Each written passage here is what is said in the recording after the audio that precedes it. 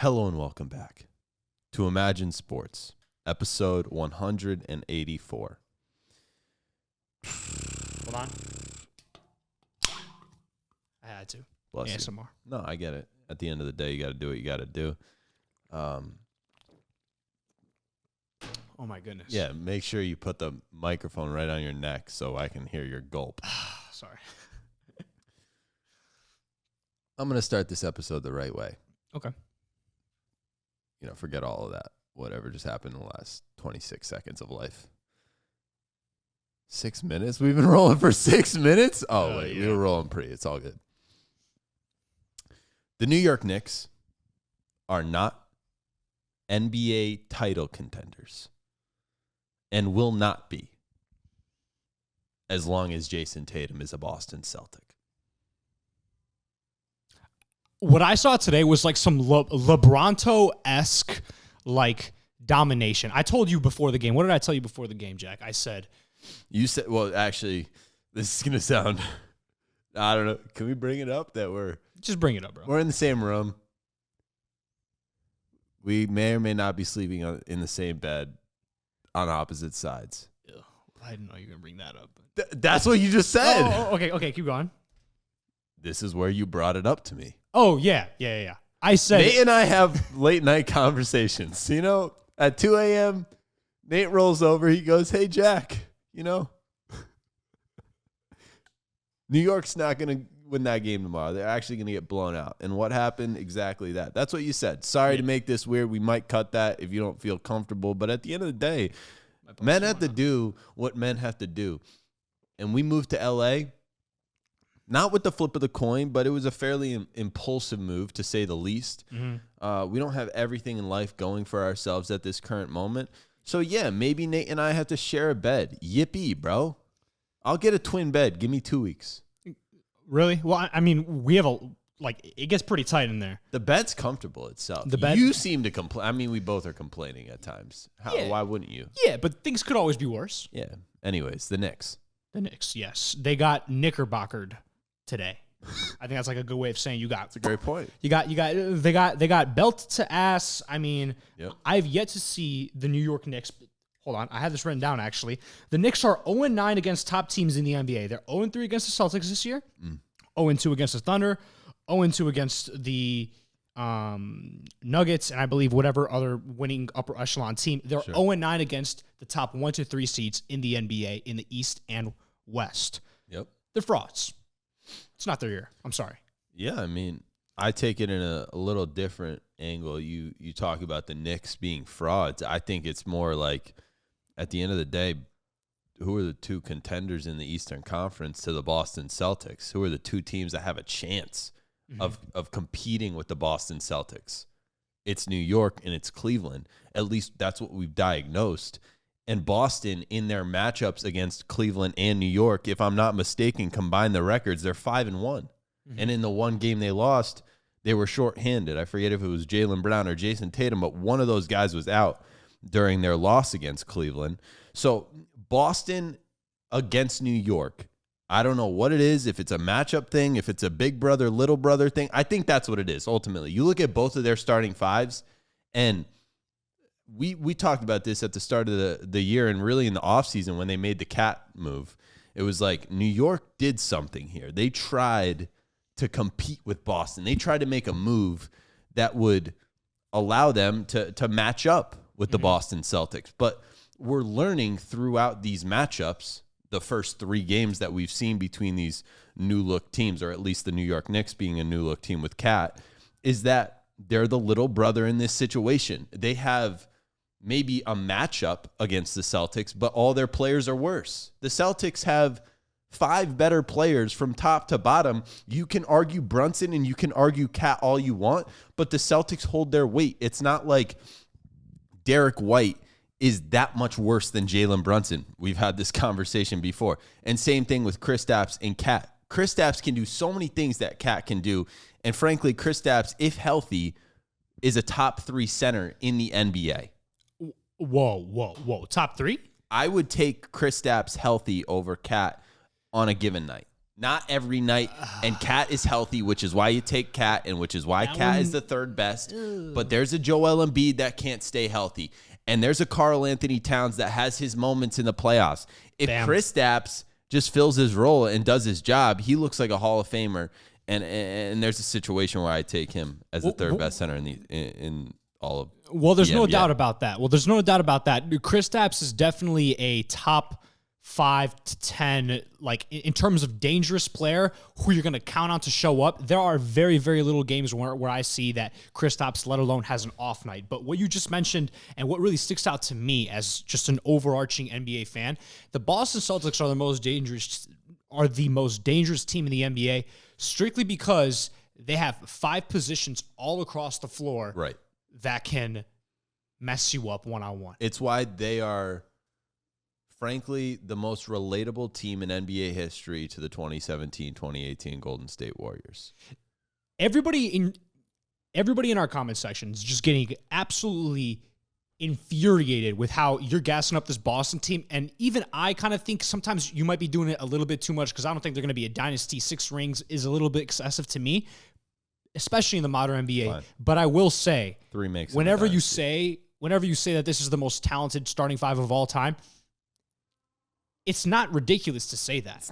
It's not ridiculous. And then you add Peyton Pritchard and Sam Hauser off the bench, and even the veteran of Al Horford who can shoot the ball from time to time. It's like this team is 8 deep, and they are very good. There's not a weakness in those 8 players for what they do and what they're asked to do from the Celtics. I think if you're any average basketball fan, at worst, they are a top 10 NBA team. Of all time? In history. Like, in terms of rosters, I would say they're a top 10 team.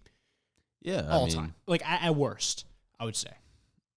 I don't know where they lie. I don't know. I'm not going to construct that list yet, but they're in that realm. They're in that conversation. Listen, nobody can take away the greatness of the combination of Steph, Clay, Draymond, and Kevin Durant. That tandem that we were able to witness, the 4 of those guys and what they did while they were together, they were the most unbeatable team in NBA history, period. When they were healthy, when they were on the court together, there wasn't a team you could form to beat that team. But when I look at the 2017-18 Warriors versus the 25 Celtics, if we're going to do a debate, like at the end of the day, I want to praise both these teams and say they're both the best. They're 2 of the best. They're 1 and 2, 1A, 1B. But if I had to pick between the 2, the reason why I lean Boston is more so the point you just brought up.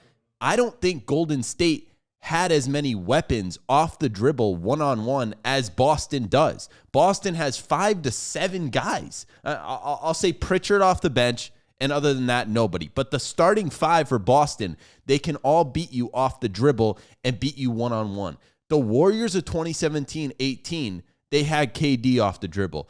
Clay was a shooter. He was not what Jaylen Brown or Derek White or Drew Holiday present. Clay, one of the greatest of all time, period. But he wasn't the beat you off the dribble type of guy, so you could at least game plan to say he's the shooter. You had, so obviously Steph Curry was the beat you off the dribble, so you had Steph, KD, but Draymond's not going to beat you off the dribble. Like, I feel like Boston's team is a tougher task for any defense to guard. And here's why. I'll say this. Like, let's say all the all-time teams in NBA history, like the 95-96 Bulls, let's say they don't have Scottie or one of their top guys, or let's say they don't show up for a game. Let's say one of their star role players doesn't show up for a game.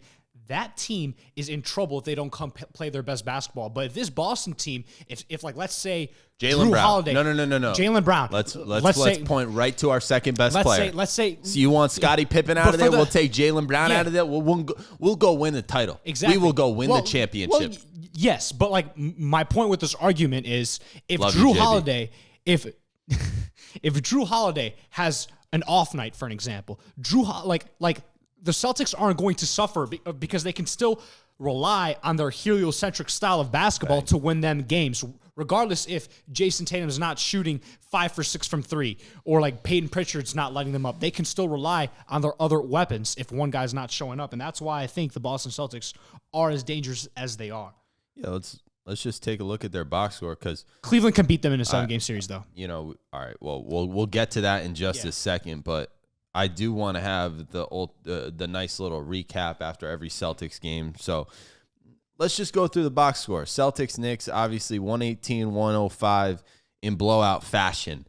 I want to make this very, very clear. I was watching the post-game recap show, and between Stephen A. and Wendy, I don't think Perk was on their side, but it was Stephen A. and Wendy both praising the Knicks for their second half performance and how they made it competitive and found their way back in the game. Sure, you put up 39 to Celtics 25 in the third quarter and made it somewhat respectable for a second, but then Boston just answered your run and extended it back again, and you never got back into the game, and we beat you by 13. At the end of the day, what Boston did to New York, and we've talked about this, they made them a little brother tonight. They dominated them. New York cannot compete with the Boston Celtics in any situation, in any world. You cannot name the New York Knicks title contenders until Jayson Tatum is not a Boston Celtic. Therefore, they won't be title contenders for the next 15 years. This game told me nothing other than that.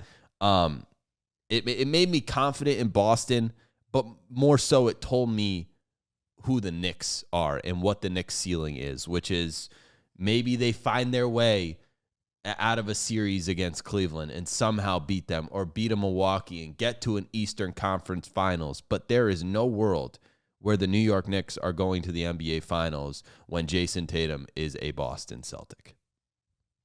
Boom. You want to review the Nothing box to add. score? I mean, yeah. I can just go through it, and you can kind of share your thoughts if anything sticks out to you. But Brown had 24 points, 8 rebounds, 2 assists. Jayson Tatum had 25, 10, and 9. We're going to get into the MVP conversation in just a second. But before I do, we'll get through the rest of the box score, because if I get started on something, then we will never finish this box score. Kristaps had 15, 7, and 2. Shot the 3 well early. Derek White, 19 points, 9 rebounds, 7 assists. Like, that is something. You look at that stat line, that is our fourth option. He's the Russell Westbrook of this team. No, he's the Derek White. He's non-existent in the history of the NBA in terms of what we're witnessing from Derek White. I've never seen a more efficient fourth option on a basketball team, a more valuable fourth option. Derek White's a dog. You can't prepare for it because you have to stick your fourth best defender on him. Yep. One of the best defenders for like driving in too. Like Derek White averages, I believe, almost 2 blocks a game. Hell of a two-way player. He plays, and that was one thing that we kind of missed early on this year, was the dominance of our backcourt defensively. They played decent. Drew's always going to play good defense, but it hasn't been as dominant defensively. Just as a whole, I think our team hasn't been as dominant. But let's get through the rest of the box score. Drew Holiday had a nice little 14, 4, and 2.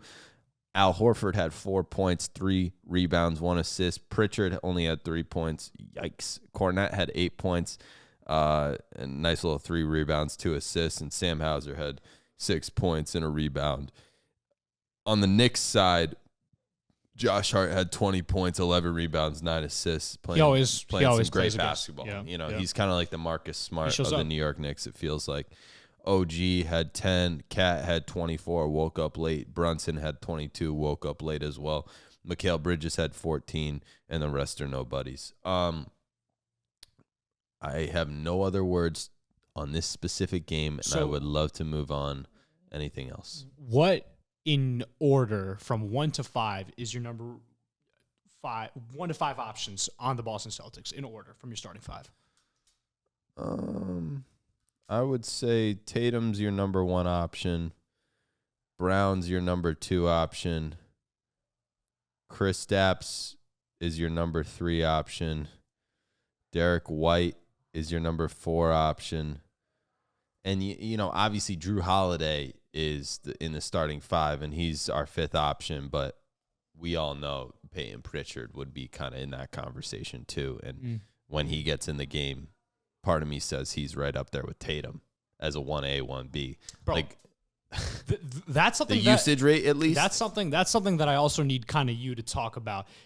Jayson Tatum and Peyton Pritchard's kind of connection back and forth is just something that I've loved to see when I have been paying attention more to Boston Celtic basketball. Well, what did I mention last recap episode? It was we're talking about the starting five right now and how great it is, but it's not that lineup that creates dominance and extends leads for this Celtics team. It's the first 4 minutes of the second quarter when we get to see Tatum, Hauser, and Pritchard. That tandem, that three, the three of them on the court together, it's a beautiful art. I don't know how to explain it other than to say what I said last episode, which was Tatum is the most unguardable one-on-one basketball player ever, and on top of that makes unbelievable decisions at this point in his career. And then you got Steph Curry and Klay Thompson. It's literally KD, Steph, and Klay. It's exactly what Golden State was doing in 2017, 2018, that segment of the game. When Brown gets in, it's a little different, but there's something about Peyton Pritchard this year, ever since he hit that shot and Luka Doncic kind of in the distance trying to contest it, hits the half-court shot in NBA Finals Game 5, basically to win it for us. That was the moment. Peyton Pritchard hits the shot at the end of the first half. Ever since that moment, we've seen a different type of Peyton Pritchard, a different energy, and frankly, a different confidence. That's where it comes from. You're not going to be Peyton Pritchard unless you have an unreal amount of confidence. The same way Steph Curry ain't Steph Curry without his confidence. Boom. All right. I have a question for you related to the Cleveland Cavaliers, because we're talking a lot about Celtics, Knicks, obviously, and more so the Knicks and whether they can be contenders. We're writing them off. I'm saying Knicks are not contenders, but a lot of the world, frankly, doesn't have a choice. The only team that has a chance against the Boston Celtics in the Eastern Conference to knock them off would be the Cleveland Cavaliers. Yeah. And so there's a big portion of the media population that's putting their faith into Cleveland. Part of me thinks they're just doing that because they don't like the Celtics, and then part of me thinks people believe Cleveland could make an NBA Finals because they shoot the lights out. I'm here to tell you right now, the same way I said there's no world where New York makes an NBA Finals, there is no world where the Cleveland Cavaliers make the NBA Finals this year. They just simply do not have a team that is capable of competing with the Boston Celtics in a 7-game series. I will let you respond to that exact statement. Now that we know the Knicks aren't contenders, what makes you believe the Cleveland Cavaliers are any different? Well, the Cleveland Cavaliers, to start, are not only the threat and the biggest threat, they are the only threat to the Boston Celtics. And the reason why I believe that is because Evan Mobley is the true most improved player. He worked on his offensive bag over this offseason, and he learned how to shoot the basketball. And now Cleveland is very scary. Not only has Donovan Mitchell been, stepping up his load and having one of his better seasons, but also Darius Garland coming into the limelight as one of the best ball handling two guards. And then obviously Jared Allen, like I said, Evan Mobley is an all-star this year. He has insane confidence.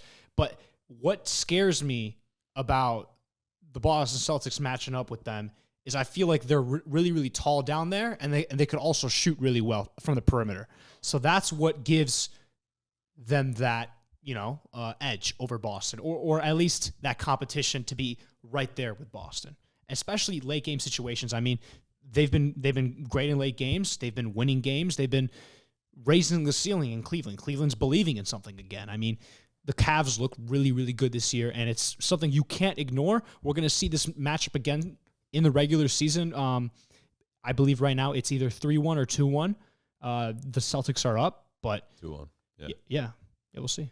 Yeah, I mean, I think one weakness of Boston in years past, you're getting this out of me right now, the late game scenarios. I mean, they maybe it was when Marcus Smart was with us where we just Smart would get a hold of the ball late in the game and take a dumb shot, and that's why he got himself traded. But at the end of the day, we've had our moments where in late game situations against like an Atlanta Hawks team that we should definitely beat, we throw it away. Brown takes the last shot and bricks it. Tatum doesn't get a good look, kind of takes a contested three instead of trying to get to the rack. But absolutely crushing a monster over there.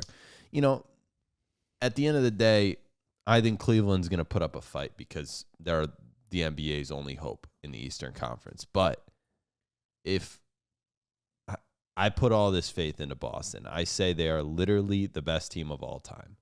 If they are that, if Boston is truly the best team of all time, if they are truly better than the 2017-18 Golden State Warriors, or frankly could compete with a team like that, put them in the conversation, mention their name with Golden State, they have to run through the entire Eastern Conference, and that includes the Cleveland Cavaliers. If Cleveland takes Boston 7 games, I don't know, maybe I'll feel a little different. Until they do, Boston in 5, if not 4. We'll see. I mean, we can talk about it all we want. It's going to take until April/May to find out. Yeah, you brought up some good points about Cleveland, you know, and how they can use some of their strengths, what things they do well that could potentially lead in a victory against Boston.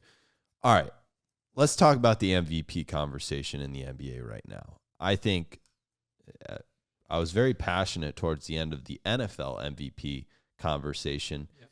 Usually I'm passionate about the opinion that most people don't have. You know, at the end of the day, I like to take the 15% opinion, the crazy opinion. The rage bait opinion? Nah, I wouldn't call it the rage bait opinion. I would just say I like to think outside the box, but ultimately when you think outside the box, you get slandered. No, that's the best opinion. And people more people need to just think outside the box at the end of the day. For sure. The fact that Jayson Tatum is 4th in the MVP conversation is blasphemous, and I said that last episode. Jayson Tatum has to, and by has to, I demand it. I mean, I demand this to the NBA media, to the NBA as a whole, everyone that has an effect on the game of basketball, promote this at your will. Jayson Tatum has to at least be 2nd in MVP conversation right now. Nikola Jokic has not been a more valuable player than Jayson Tatum this year. Yeah. And Giannis Antetokounmpo has not been a more valuable player than Jayson Tatum this year. I would make the argument that Tatum has been a more valuable player than Shai Gilgeous-Alexander, but I will respect if Shai wins the award and if he is in first right now as the MVP. If you don't, NBA, you have until next week. You have 2 days. Frankly, tomorrow's Monday. You have until today's. It's going to be tomorrow. It's going to be posted. You have until tomorrow, as in today, to change this narrative, change the odds. Every sports book, change all the odds. Jayson Tatum has to at least be 2nd in MVP conversations. My simple reasoning is this idea of stats versus actual impact of winning and greatness. When Boston plays Milwaukee, Boston beats Milwaukee. When Tatum matches up against Giannis, Tatum owns that matchup every single time. Just because a player averages 30 points does not mean they are more valuable than Jayson Tatum. Jayson Tatum would average, let me restate, Jayson Tatum would average 37 points, 10 rebounds, and 10 assists if he was in Shai Gilgeous-Alexander's position on the Oklahoma City Thunder. Do you understand what I just said? What Shai does, he's awesome. I give Shai all the credit in the world. But this idea that Jayson Tatum somehow it's a negative because his teammates are better. Take a good look around and understand that the reason why Jayson Tatum's teammates are so good is because of Jayson Tatum. Shai Gilgeous-Alexander has a very similar effect. But the reason why Tatum is not in the MVP conversation the way I want him to be, in 2nd or 1st ahead of Giannis and Jokic, is because the stats aren't necessarily on Giannis and Jokic's level. And I'm here to tell you right now, that's because Tatum needs to feed more kids. He needs to have, Brown go for 25 and Derek White go for 20 and Kristaps go for 20. His role is different, but his impact and his valuableness doesn't change. At the end of the day, Jayson Tatum has to be 1 or 2 in the MVP conversation with how great the Celtics have been. Thoughts? Ooh, damn. I think the podcast still needs to know that I'm here because that was, I mean, you spat. Sorry, I mean, you look at this. Straight facts. I mean, Look at this. It's an entire paragraph. I'm gonna reread it, just make sure I didn't miss anything, but you can kind of like respond. Yeah, no, I mean, I'm kind of taken away, blown away. No. I'm impressed with the way that you delivered it because now I see the MVP conversation a little bit different. I do think it's Shea. I do think it's Tatum, though that's 1A, 1B, however you want it. I'll probably give the slightest of the edge to whoever has the better record for all I know because I think they both deserve it. But I want to talk about Nikola Jokic for a second, all right? Just tell me why Jokic should not be in the MVP conversation the way he's being put in the MVP conversation. Please. The other night, when the Nuggets versus the Lakers, we saw, because JJ Redick have an absolute coaching masterclass. It was said that he did not sleep for 2 straight days preparing for this matchup. Every single time Jokic got the ball, he got double teamed, swarmed in such a way where he didn't know what to do. Jokic was getting harassed, and he looked like he was getting shut down, just like the same way I saw him getting harassed in the final closing 5 minutes in Game 7 against the Timberwolves last year. Did you just say that Nikola Jokic can be guardable? That's the Nikola Jokic that I saw that red flags went off. Every player has a certain red flag. I've never seen a red flag from Jayson Tatum. And as a matter of fact, I'd love for anyone in the history of life to find a weakness in Jayson Tatum's game. And here I sit across the table from Nathan, and he's telling me Nikola Jokic can be stopped. Well, yes. I mean, we saw it, and this is what scares me about the Denver Nuggets. Fraud. He's fraud. He is the most... I'm going to state this very loud and clear. Nikola Jokic is the most overrated basketball player in the history of the game. And no. You can't say that because I think that the Nuggets are going to play the Lakers 2 more times. I'm very, very curious to see how those 2 games go and how Jokic will respond. He had, I think, 5 to 6 turnovers, maybe more. I'm not sure how many turnovers he had, but he had a lot this game. This was an off night for him. He will have to, I mean, I would love to see him kind of responding to adversity, seeing exactly how he does it, and if the Nuggets can still be title contenders, because I'm not going to lie, what I saw on display against the Lakers whenever Luka exploded, it worries me for the Nuggets come playoff time. And we'll talk about the little Lakers-Nuggets duel that we got to witness the other night in just a second, but we'll finish up on MVP conversation here, and I'll kind of wrap up on, ultimately how I feel about the MVP conversation, which is that it is a media award. And for some reason, there's just this bias in the media against the Boston Celtics. And frankly, there always has been, at least in recent memory, ever since I've been alive. There's been a bias. Maybe it's because they have the most championships.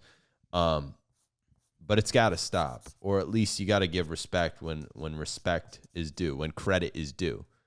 You got to give credit when credit is due at the end of the day. And if Jayson Tatum is out there averaging 27, 10, and 8 every single night, and the Celtics are second in the Eastern Conference looking like the best team, I don't care if the Cavs have a better record. We all know who the better team is. Just look at their head-to-head record. Look at their series last year. It's a no-brainer who the better team is. But more so, it's a no-brainer who the most valuable player in the game of basketball is. And I've been saying this for 3 years. It's Jayson Tatum. And I hope for one time in our lives we can just take the bias out of the conversation and say, Jokic, we're not going to give you the MVP award this year. Yes. Shea, you deserve the MVP at a certain point in your career, not this year. Points aren't everything. The experience will catch up to you. And at the end of the day, the team that's going to go win the title is probably the team that has the most valuable player. And so when the Boston Celtics go back-to-back, it'll be very loud and clear whether Tatum wins MVP or Finals MVP, he will be labeled a most valuable player at the end of the season. Dude, look at what I was writing right here. It takes 5 eyes to guard Jayson Tatum. Fuck it. It takes 5 guys to guard Jayson Tatum. It only takes 2 to guard Jokic, Giannis, and KD. You know what I mean by that? Nathan Roscoe. So NBA media, stop being petty. Jayson Tatum has a Steph Curry effect to him. I wasn't alive to see it, but a Michael Jordan effect, a Kobe Bryant effect. I don't see a LeBron James effect on there.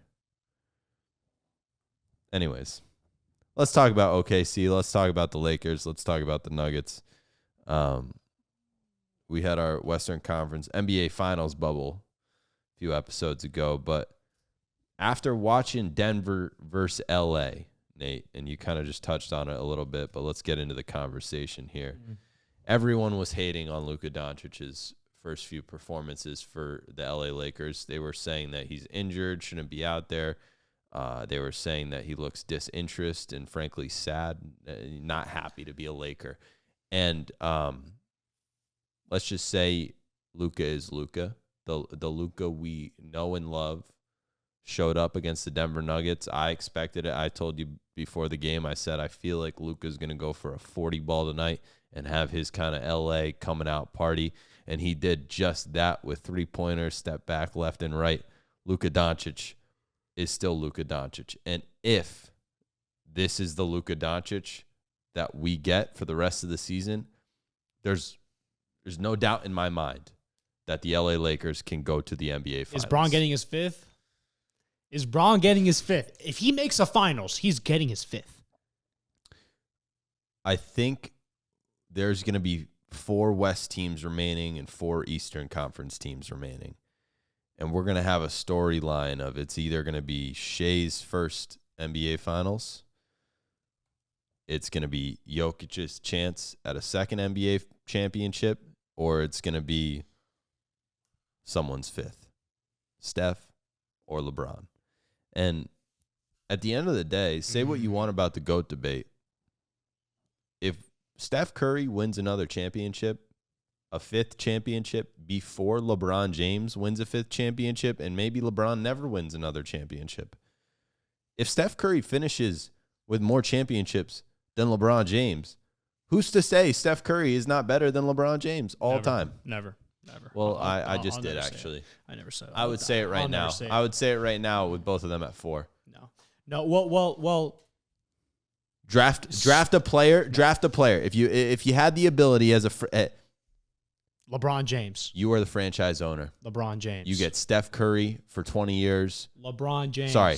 You get Steph Curry for 15 years or LeBron James for 20 years. Give me LeBron for 5. Give me LeBron for 5. You get both of them.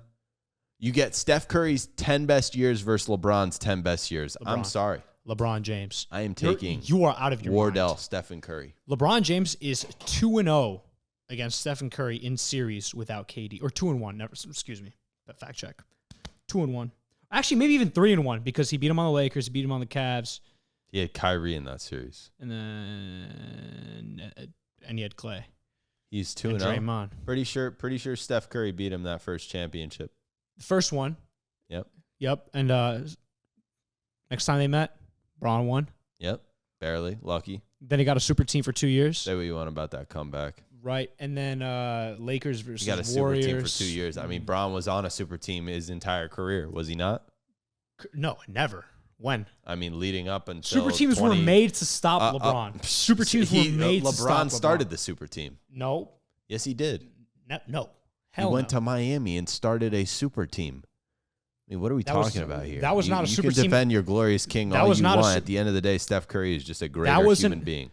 The Miami Heat was nowhere near the super team claims that the Golden State Warriors had. Nowhere near. LeBron walked so KD could run at the end of the day.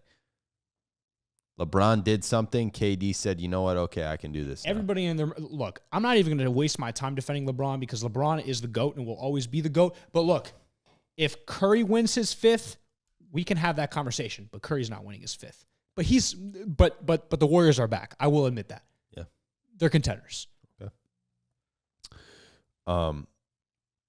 Do you want to talk about Luka Doncic and the Lakers at all, or because I kind of just touched on? Yeah, I just touched on it. We can talk about. I basically just said how if that's the version of Luka we're getting, then the Lakers are going to the finals. Yeah. Like, I think they probably beat Golden State. They probably are going to the finals. I'm not going to lie. Like, how cool of a script is it? Luka makes it to 2 straight finals. Yep. Mavs, and then the next, because like that's some Braun shit. Braun made it to the finals with the Heat. Then he goes back to Cleveland, makes it his first year. I find it so interesting, and I brought this up last night or whenever it was that we were watching the Lakers game. Was that last? No, that was 2 nights ago, I think. Mm-hmm. Or no, it was last night. Last night. I'm sitting here thinking like, Luka. Everyone was saying he looked like mad or sad during his first few games. And I'm like, bro, at the end of the day, the Lakers roster is so much better than the Mavericks roster. Say what you want. Maybe the Mavs are going to compete if AD gets back and healthy. It's a decent squad. Like, for sure, it's a solid squad. Don't get me wrong. But what Luka just got himself into, a supporting cast of LeBron James and Austin Reeves to start? Are you kidding me? And you're in LA. I've always said this about Tatum. Because he got drafted to the Boston Celtics, it set himself up for a career of success and for a career of greatness. Jayson Tatum could go down as the GOAT, frankly, because he was drafted to the Boston Celtics. Bro. Luka wasn't going to be in that conversation, and because he is an LA Laker, he is now in that conversation. Luka Doncic could go down as the GOAT as well. Mm-hmm. I mean, Austin Reeves, LeBron James, and Luka Doncic, that is the triangle of death. Yeah. Imagine having to guard that. It doesn't matter who you are. And by the way, I want to get into this post All-Star break standing predictions by the end of the season. I'm going to list off my Eastern Conference 1 through 8. Then I'm going to list off my Western Conference 1 through 8. You let me know your thoughts. So let's start off in the East. I got the Cavs finishing off with the number 1 seed. Okay. I think they're rolling. I think they're still going to hold it throughout the season. It would be awfully embarrassing if they choked away that 1 seed. They want that number 1 seed because when they work hard and make it through those first 2 series, if they see Boston in the ECF or whoever they see, they're going to have home court advantage for it, and they want it. I'm going to be honest. How many games are left? 47 plus 10, 57. 82 divided by 57. 82 divided by 60 is 22. 25 games left. 25. The Celtics are catching the Cavs. I mean, what are we talking about? No. 6 games. Hell Bro, they're 6 games back. What are we doing here? The Celtics are catching heat. They just beat the New York Knicks by 40. We're not going to interrupt this segment to glazing, okay? Cavs at 1, Celtics at 2, Knicks at 3, Pacers 4, Bucks 5. So that's the current Eastern Conference. I have the current Eastern Conference. A lot of shocking predictions there. Then I have the Magic at 6, Pistons at 7, and then the Hawks at 8. So some pretty interesting series like Knicks versus Magic. I think the Magic could probably upset the Knicks there. I think the Bucks get their revenge against the Pacers. Okay, enough yapping. On to the West. I have the Thunder at number 1, Nuggets at number 2, Lakers at number 3, Grizzlies at number 4, Warriors at number 5, Timberwolves at number 6, Rockets at number 7, and the Mavericks sneak in at number 8. Where are the Warriors? At number 5. So all right, so can I get matchups for that? I would love to hear them out. So the Warriors are going to be playing the Grizzlies in the first round. Then the Lakers are going to be playing the Timberwolves in the first round, which is going to be an amazing series. Nuggets are going to play the Rockets in the first round. They're going to get a cakewalk probably. And then the Thunder are going to verse the Mavericks in the first round. So I'm going to be honest, that sets it up perfectly. Boom. That sets it up so perfect. Because the Nuggets are going to play the Lakers most likely in the second. Listen, you will be seeing in the second round of the Western Conference playoffs some combination of these 4 teams and nobody other than these 4 teams. Yeah. Lakers, Warriors, Nuggets, and the OKC Thunder. Buckle up. If there's a world where the Lakers and Warriors somehow end up in a matchup against each other, be my guest. But I think Golden State is going to make a run here, and they're going to give themselves a 4 or 5 seed. I think the Lakers are going to get to 3. I think the Grizzlies are going to fall. I think the Nuggets are probably going to hold strong and be the 2 seed. So I'm with you. I think it's going to be Thunder at 1. I think it's going to be I'll say the Lakers catch both the Nuggets and Grizzlies. So I'm gonna go Thunder, Lakers, Nuggets.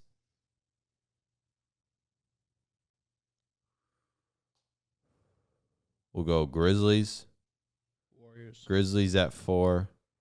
We're gonna go Warriors at 5. We'll go Timberwolves at 6. Rockets at 7. And yeah, Mavericks at 8. That's literally mine, but like a few switched around. Yeah, I love that.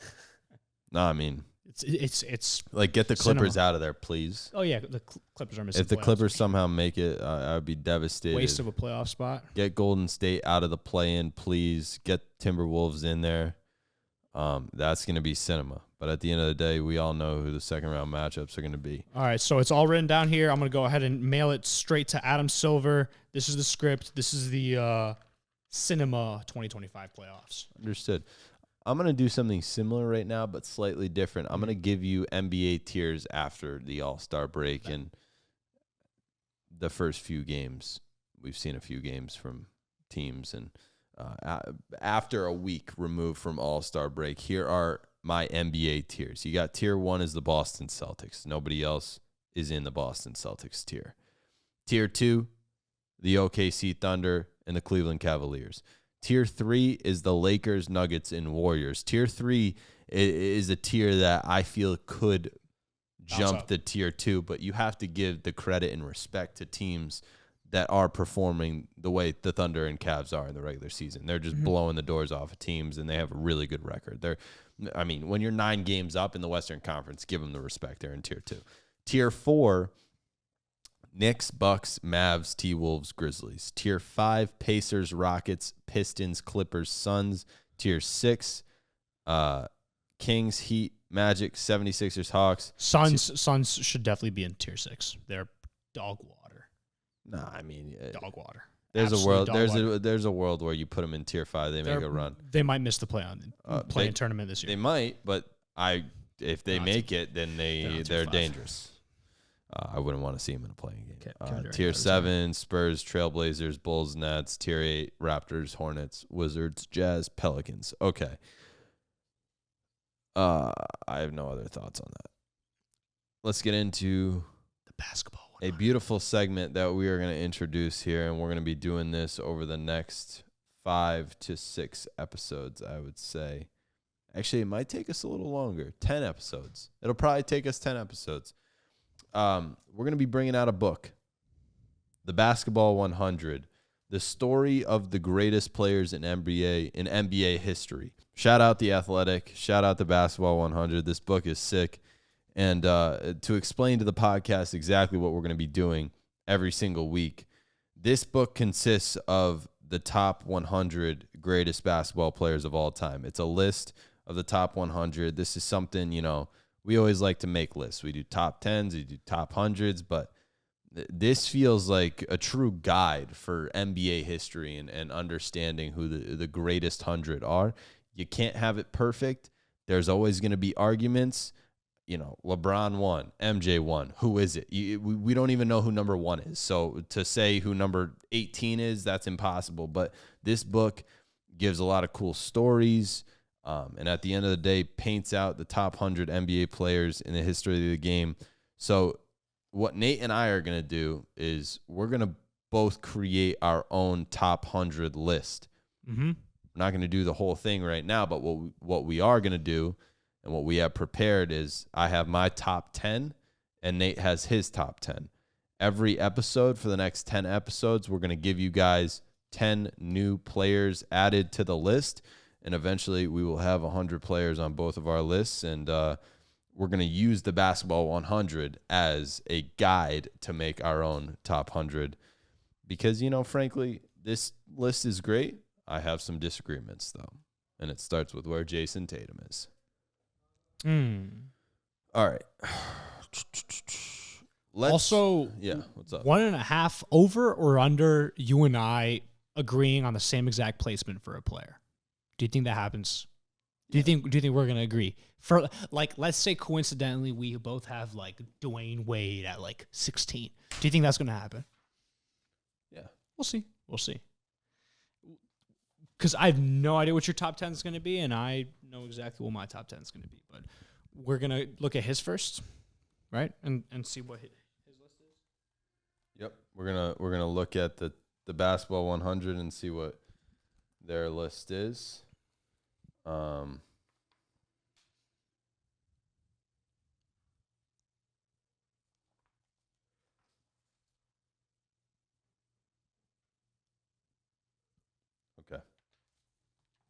Are you ready? Ready. Let me take a drink of my Monster real quick. This segment is presented by Monster Energy. Stimulate your senses. Whoa. Better set that right. Someone got to get me a baby cup. All right.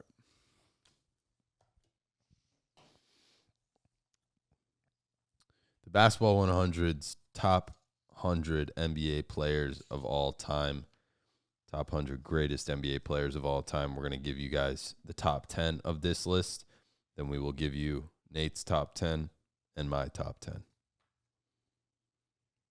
At number 10. Or should I just start at 1? That's what I'm going to do. I'm going to start at 1. At number 1, Michael Jordan. Classic. Be respectful. I said classic. Okay. Damn, that boy took an extra sip of that Monster. At number 2, LeBron James. Any complaints? No. Okay. But no. Number 3, Kareem Abdul-Jabbar. Okay. Number 4, Bill Russell. Okay. Number 5, Magic Johnson. Okay. Number 6, Wilt Chamberlain. Ooh. Someone doesn't like the old players. That's a head scratcher. But go on. Okay. I respect it. I mean, wait, are you really going to make me try and praise players from the 60s to 90s? That's what you're going to do. You're going to make me be that guy. Because you are being so disrespectful to that generation of basketball that it's like I almost have to be respectful and wondering hold the weight of it. What's the criteria? Is this like in terms of influence and greatest or the best basketball players? This book, believe it or not, has GOAT points, and it has all these different, reasonings. Essentially, they have a point system. Okay. And so there's a different list, and it's based off of how many GOAT points you have. And so that kind of factored into how they made the list, but it's not everything. Like, so NBA All-Star appearances, first team, MVP, titles, all these different things that had a point value and, totaled up to kind of create this list, basically. But at the end of the day, I always say it's a combination of a bunch of things, but it's ultimately about greatness. Cool. Wilt Chamberlain is at what, 6 again? 6. Okay. Shaq, Shaquille O'Neal, number 7. At 8, Tim Duncan. At 9, Larry Bird. And at 10, Kobe Bryant. Okay. Nate. Yeah. Who are the 10 greatest basketball players of all time, starting at number 1? Do I provide No. short explanations, or do I just go name by name? Name by name. All right, here we go. At number 1, I have LeBron James. Okay. At number 2, I have Michael Jordan. At number 3, I have Stephen Curry. At number 4, I have Kobe Bryant. At number 5, I have Kareem Abdul-Jabbar. At number 6, I have Shaq. 7, I have Magic Johnson. 8, Tim Duncan. 9, Larry Bird. And 10, Bill Russell. Powwow. Do you know Wilt Chamberlain? No Wilt Chamberlain for me. Not yet, at least. You might have to stick around for part 2 to find out. Oh, I thought you were saying not yet, as in, like, Wilt's got a chance to prove himself. Yeah, I might have to turn back the clocks, watch some Wilt Chamberlain tape before I go to sleep tonight. do some of my own extensive research. I don't think we've gotten to the point where you have Wilt Chamberlain out of the top 10. Not yet. I don't think we've gotten to that point. And I don't have Tim Duncan in my top 10. What? Yeah, he's 11 for me. So, okay, I want to hear your 10 better basketball players than Tim Duncan because we're gonna get cracking. I mean, you had to leave one guy out. You left Wilt out. I'm gonna leave Tim out. Oh, wow. So you have Wilt Chamberlain over Tim Duncan. Yes. Ridiculous. Wilt was great, but he played against plumbers, and not he only had 100 points in a game. Never recorded. All right, that's a good point. And also, here's the cherry on top for me. Tim Duncan was one rebound away that, for some reason, Greg Popovich didn't have him subbed in during that game from going 6-0 in the finals. If Tim Duncan was in, that Ray Allen 3 would have never happened, and he would have went 6-0 in the finals. All right, you changed my mind. I'll put Tim at 10. Bang, baby. That's what we do on this podcast. Fuck. I really hope this didn't. Is it still recording at least? Yeah.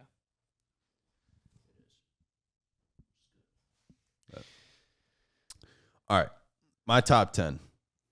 My top 10 greatest basketball players of all time. At number 1, Stephen Curry.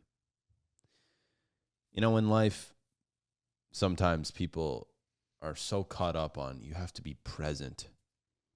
Why not just think outside the box? Why not just think outside the box? Why not just think a few years down the road and say, at the end of the day, if Steph Curry wins one more championship, and that if is a he will, I 1,000% think that Steph Curry will finish with at least 5 championships, will not retire.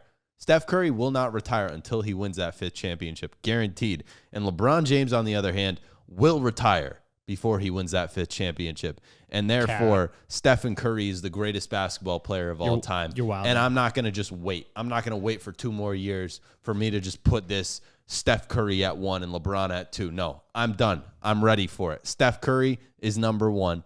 LeBron James is number 2. Michael Jordan is number 3. Kareem Abdul-Jabbar is number 4. Kobe Bryant is number 5. Shaquille O'Neal is number 6. Larry Bird is number 7. Magic Johnson is number 8. Bill Russell is number 9. Tim Duncan is number 10.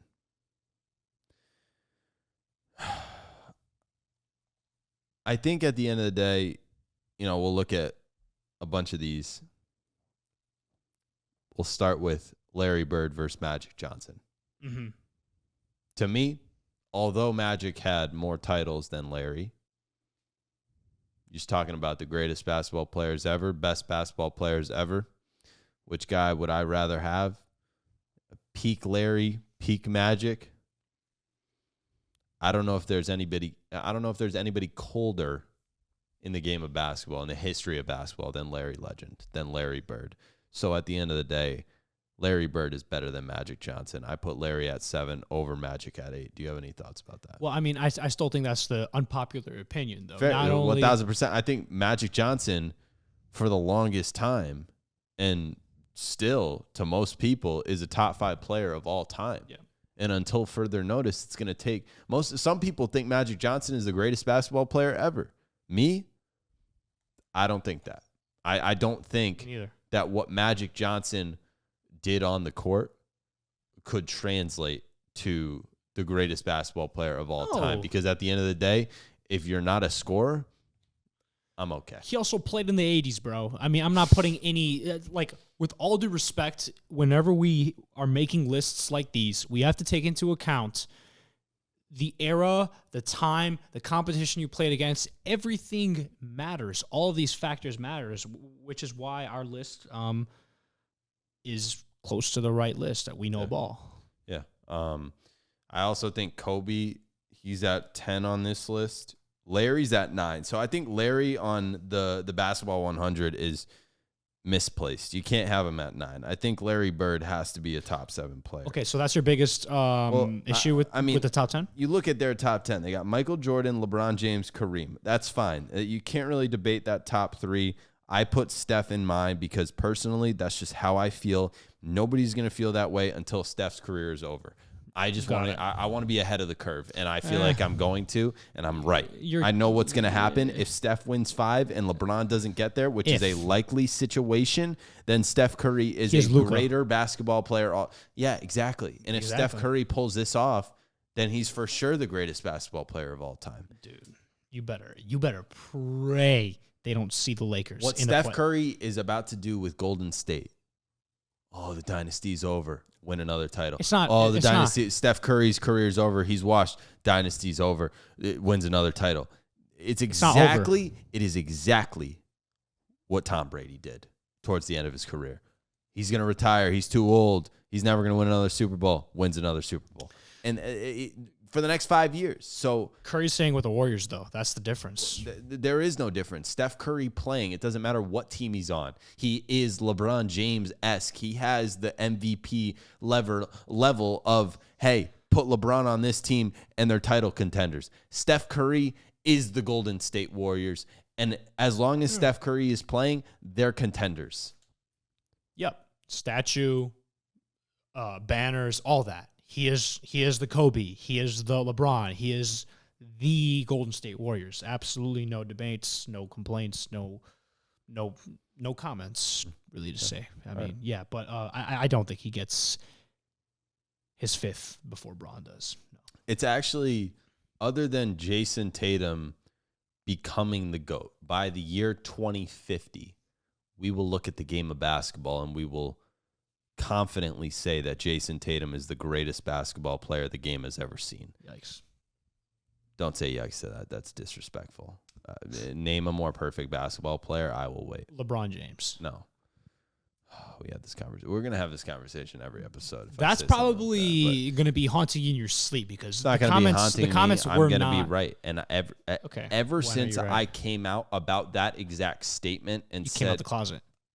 I came out in saying that Jayson Tatum is the best basketball player of all time, and I revealed that to the world when he was not a top 10 player in the game to most people. Most people looked at Tatum in 2022. I remember he was like 7'8", around there. No. It was before that when I started talking about him. He was top 10, 11. People had Ja Morant above Jayson Tatum. And I'm like, guys, what are we doing here? Are we really going to put a dude who's just dunking over people over a guy who can do everything that a basketball player could possibly do? Mm-hmm. Well, he sells tickets for it. No, he doesn't. Yeah, he does. I don't care. Jayson Tatum, he is everything I would ever ask for in a basketball player. Oh, by the way, I had this written down. I wanted to say this about Steph Curry. He, after today, has the most games in NBA history with 30-plus points in less than 30 minutes. To me, that is a greater stat. I'm going to watch myself here. I think that's up there with LeBron James being the all-time leading scorer. I mean, you look at that stat, and that's like... It's a great stat. That is a top 5 stat. That's an amazing stat.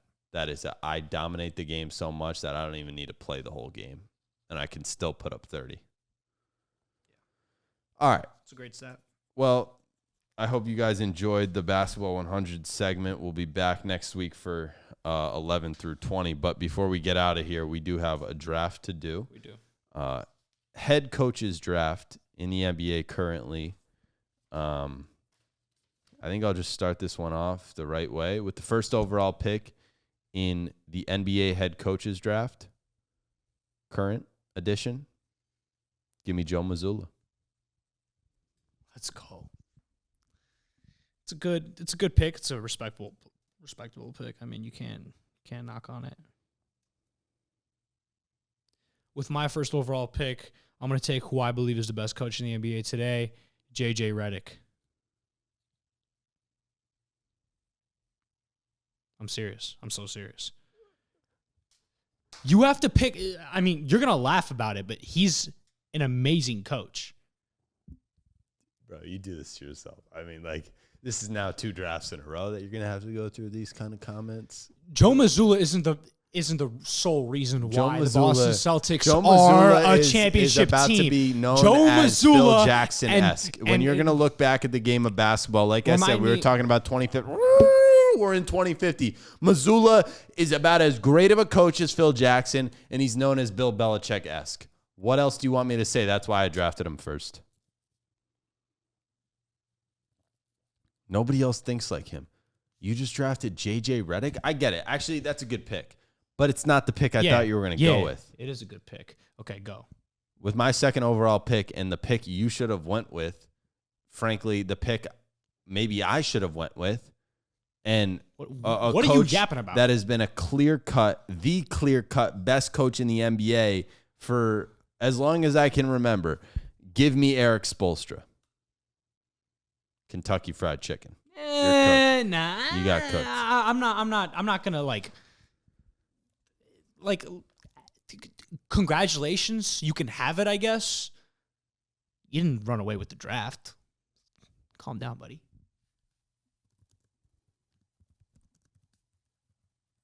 There's a list online right now. It has J.J. Redick as the 30th best coach.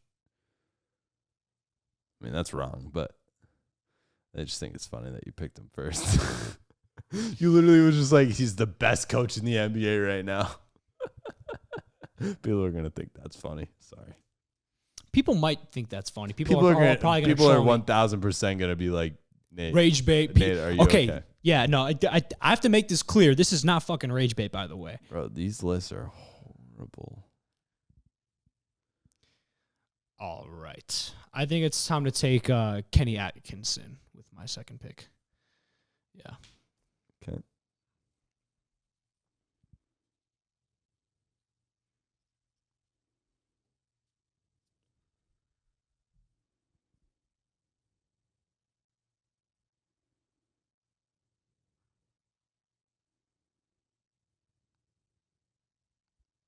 I'm going to take Ime Udoka. I think what he's done in Houston, I mean, he made them a top 5 team in the Western Conference. Are you kidding me? The Houston Rockets were a bottom 3 team for. He turned that organization around at the end of the day. Ime Udoka. Give me Ime Udoka. Ime Udoka. All right, give me. I mean, you want to talk about turning organizations around? JB Bickerstaff. I mean, the Detroit Pistons aren't the Detroit Pistons anymore. Last season, they literally had, I believe, the worst losing streak in NBA history, and now where they are today, they're in prime position to make the NBA playoffs and, frankly, even escape the play-in tournament. I think they're around the 5-6 seed range. So, yeah, shout out the Pistons and JB Bickerstaff with my third pick. Give me Mike Daigneault. Is that how you say his last name? Daigneault. Oh, yeah. Mark Daigneault, the OKC coach. Okay. Thought his name was Mike. That's awkward. All right, I'll take Michael Malone next with the Denver Nuggets. Can't believe he fell that low to me. I'll scoop him up any day of the week. Can I say this before my last pick? And I haven't even decided who I'm picking, actually. But, Go ahead. I'll think about that in just a second. I'm not going to pick Steve Kerr here. I just wanted to mention that. I'm not going to pick Steve Kerr. And if you do, you can. But at the end of the day, it would be a bad pick, and he's not a good coach. Steve Kerr is the most overrated coach in the history of the NBA. I've said history of the NBA, history of the game a lot in this episode. But if there's one thing I'm most certain about when it comes to the history of the game, it's that Steve Kerr fell in the right place at the right time. And sometimes you get lucky. Yeah. And sometimes you get to coach Steph Curry for his prime, and sometimes you get Kevin Durant, to come over and join ship with you, after you have the best season in NBA history. Steve Kerr has been bailed out time and time again. And frankly, if it weren't for the greatness of Stephen Curry, Steve Kerr would have been the laughing stock of the world this summer, because Team USA would have not beaten. Who'd they play in that round, in that semifinal matchup? It was Serbia. If USA lost to Serbia in that game, which they were very well on their way of doing so. Oh, yeah, Steve Kerr. If Steph Curry didn't save Team USA, then Steve Kerr would have been a joke, and he would have never been forgiven if that team didn't win gold. So would have been cooked. I just wanted to state I am not picking Steve Kerr with this fifth and final pick. Bro just went off on a fucking tangent. He still doesn't even know who he's picking. He just wanted to bury Steve Kerr in the dirt. Yeah, because he didn't play his favorite player in the Olympics, huh? He didn't get his time to shine.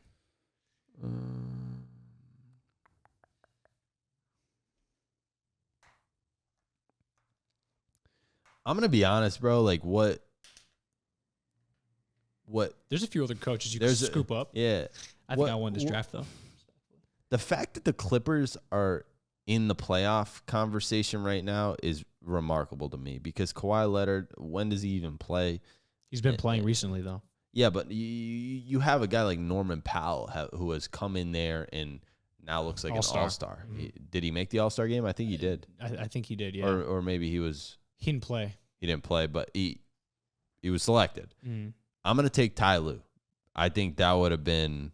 Yeah, it's a good pick. I think that was kind of the Lakers' second option other than J.J. Redick. Yep. And then I'm going to go ahead and finish off the draft with Taylor Jenkins from Memphis. Awesome.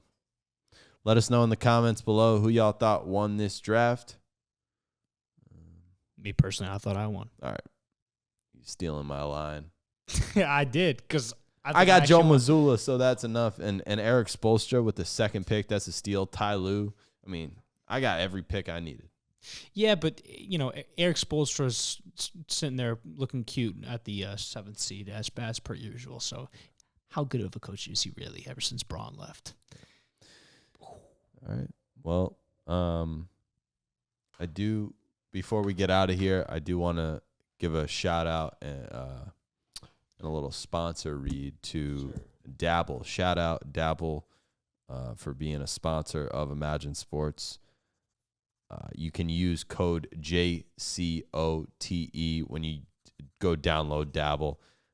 It's a fantasy sports app. You can do more or less on players. And if you go download the app, download Dabble, use code JCOTE, JCOTE when you sign up for the first time. It'll give you $10 right when you use that code. So who doesn't want a free $10 on Dabble? Go check it out and then put that $10 on a Jayson Tatum over and maybe combine it with Steph Curry's over and you'll win some money.